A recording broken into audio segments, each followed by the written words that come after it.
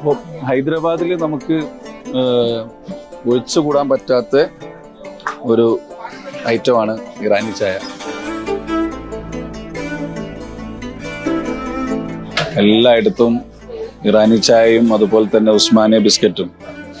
ഇതാണ് ഇവിടുത്തെ മെയിൻ ചായയുടെ ഒരു കോംബോ.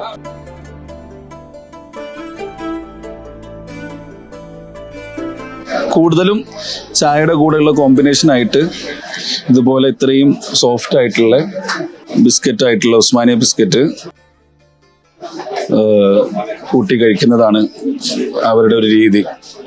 അപ്പോൾ 1993 സ്റ്റാർട്ട് ചെയ്ത ചാർമിനാറിൻ്റെ അടുത്തുള്ള നിംബ്ര കഫേയാണ് നമ്മളിപ്പോൾ ഇന്ന് വന്നിരിക്കുന്നത്. നിംബ്ര കഫേയിൽ അവിടുത്തെ ചായയും അതുപോലെ തന്നെ ബിസ്ക്കറ്റും ട്രൈ ചെയ്യാൻ വേണ്ടിയിട്ട് നമ്മൾ വന്നിട്ടുള്ളത്. ചാർമിനാറിൽ വരുന്നവർ മസ്റ്റായിട്ടും ട്രൈ ചെയ്യേണ്ട ഒരു ഐറ്റമാണ് നിംബ്ര കഫേയിലെ ഇറാനി ചായയും ഉസ്മാനിയ ബിസ്ക്കറ്റും.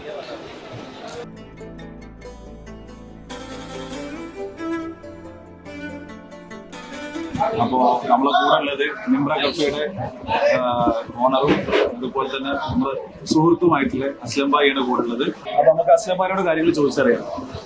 My father can establish this shop is in 1993, and you can see how we are working in front of customer. What we bake as a fresh item, we put in front of customers. And look at this here. And every time we have a fresh batch, and we have a quality of productions. Maybe snacks. You don't keep it like for a long time. Like every day you will.